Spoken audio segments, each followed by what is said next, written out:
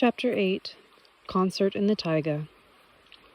I proposed that she herself come to Moscow and appear on TV. Just think, Anastasia, with your beauty, you could easily be a world-class fashion or photo magazine model. And at this point I realized that she was no stranger to earthly matters. Like all women, she delighted in being a beauty.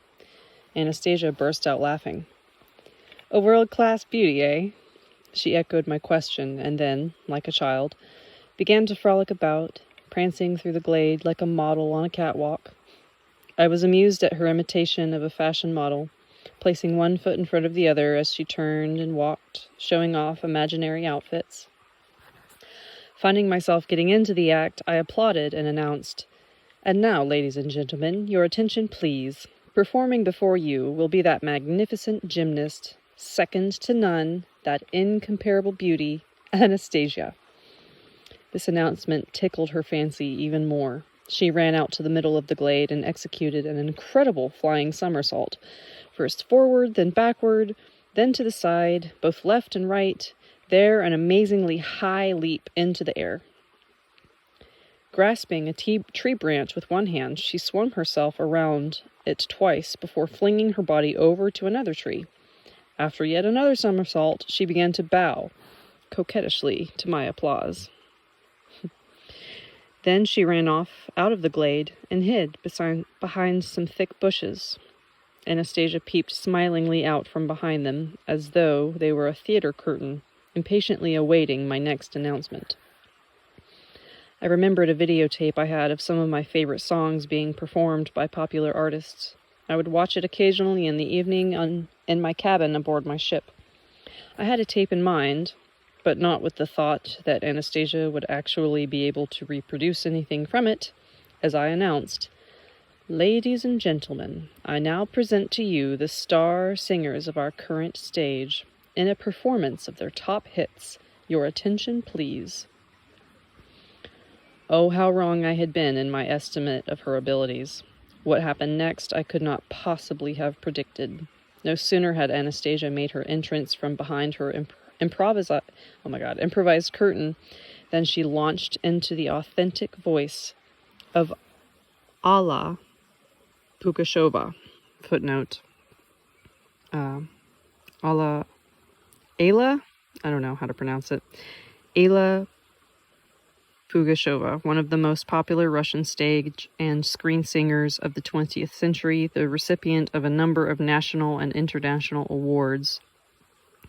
Pugacheva, known as National Russian Legend, has toured extensively abroad, including Canada and America. Her Ayla entertainment company grew out of Ayla Pugacheva's Theater of Song, which she headed as artistic director since 1988. No, it wasn't just a parody or an imitation, but Ayla herself, effortlessly conveying not only her voice but her annotations and emotions as well.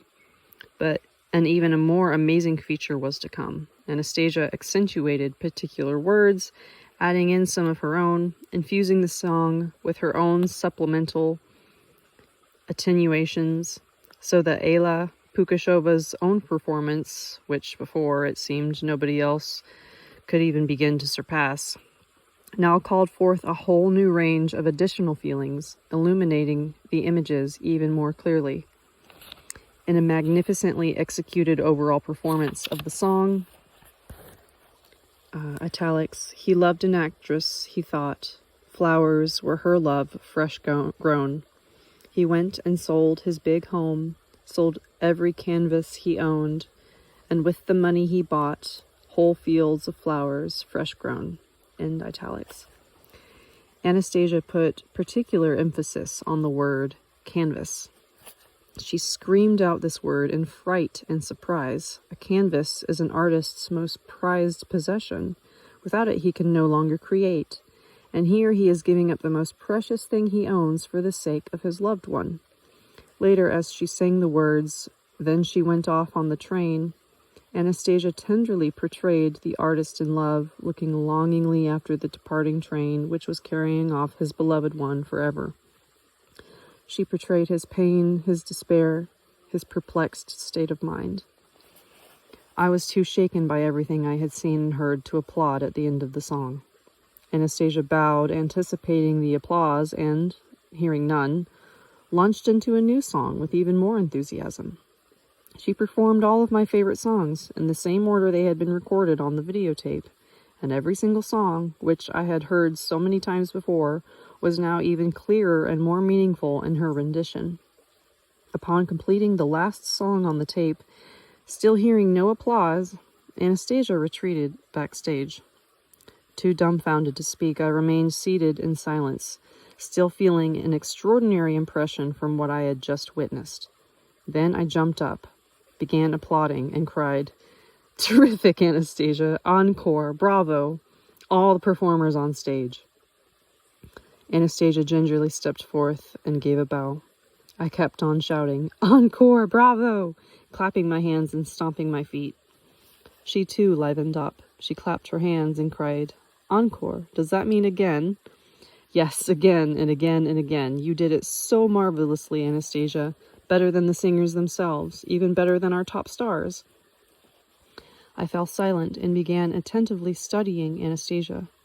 I thought how multifaceted her soul must be if she could infuse her singing performance with so many new, splendid, clear features. She too stood motionless, silently and inquiringly looking at me.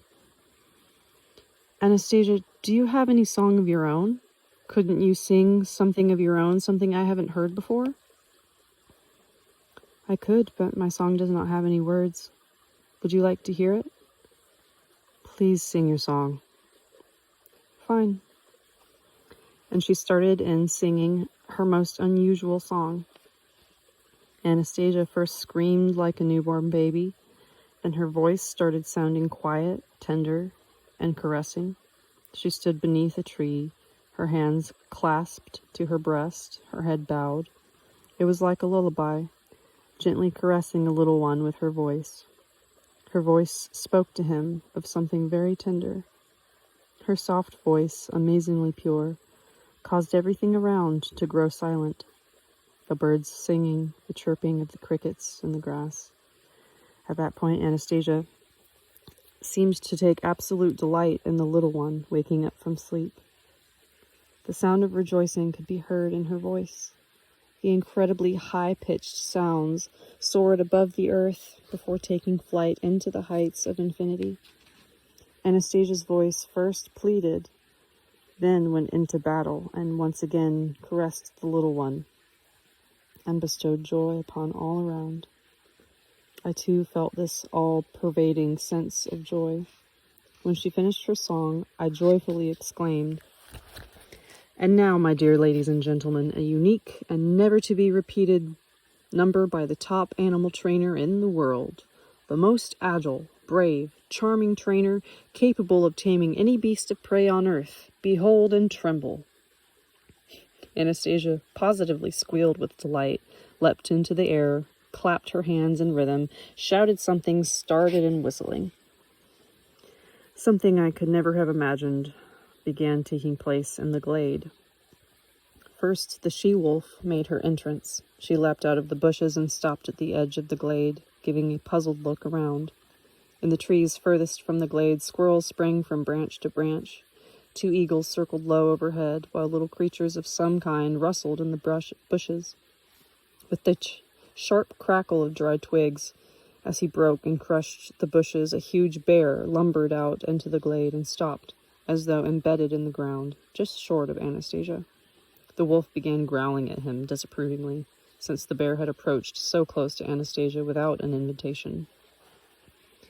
Anastasia ran up to the bear, playfully stroking his muzzle, then grabbed him by his front paws and stood him upright. Judging by the fact that she didn't seem to be exerting much physical effort in this, the bear himself must have been carrying out her commands according to how much he understood and how he interpreted them. He stood shock-still, trying to understand what she desired of him. Anastasia took a running leap and, grabbing hold of the thick scruff of the bear's neck, did a handstand on his shoulders, jumping off again with a somersault on her way down. Then she took the bear by one paw and started to bend over, pulling the bear after her, creating the impression that she was tossing him over her shoulder. This trick would have been impossible if the bear had not been able to do it himself. Anastasia simply guided him. It looked at first as though the bear was going to fall on Anastasia, but at the last moment he reached out a paw to the ground and broke his fall.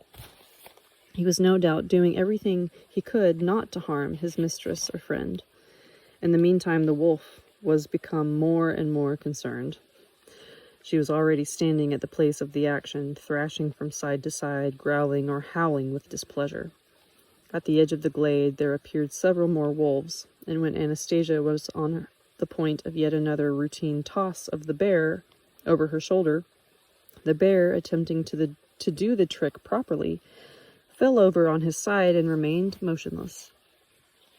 At last the wolf, now at her wit's end, and with a malicious grin, made a leap in the bear's direction. With lightning speed, Anastasia placed herself in the wolf's path. The wolf braked with all fours, somersaulted over her back, bumping into Anastasia's leg. Immediately, Anastasia put one hand on the back of the wolf, who obediently crouched to the ground. With her other hand, she began waving, as she had done that first time with me, when I had tried to embrace her without her consent. The forest around us began making a rustling sound, not threateningly, but with some agitation.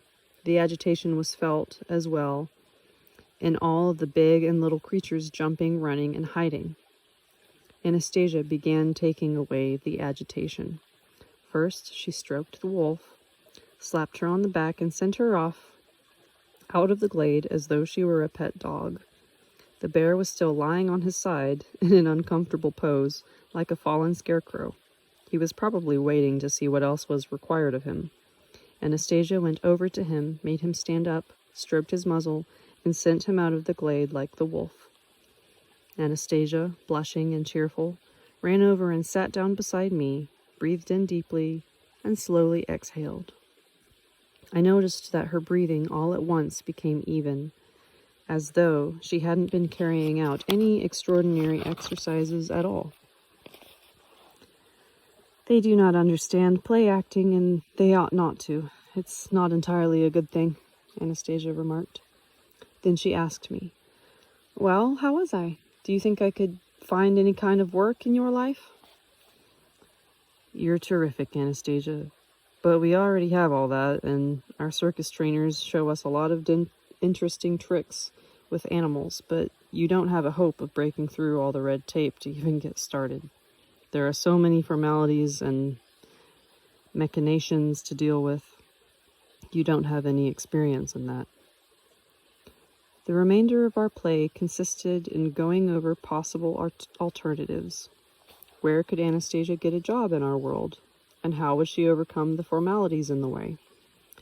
But no easy alternative presented itself, since Anastasia had neither a residence permit nor proof of education, and nobody would believe the stories about her origins on the basis of her abilities, no matter how extraordinary she might be. Suddenly, turning serious, Anastasia said, "Of course, I would like to visit one of the big cities again, maybe Moscow, to see how accurate I was in visualizing certain situations from your life. For one thing, I am at a complete loss to understand how the dark forces manage to fool women to such a degree that they unwittingly attract men with the charms of their bodies and thereby deprive them of the opportunity of making a real choice, to choose someone close to their heart. And then they themselves suffer for not being able to create a real family since..." And once again, she launched into a deep and poignant discussion about sex, family, and the upbringing of children.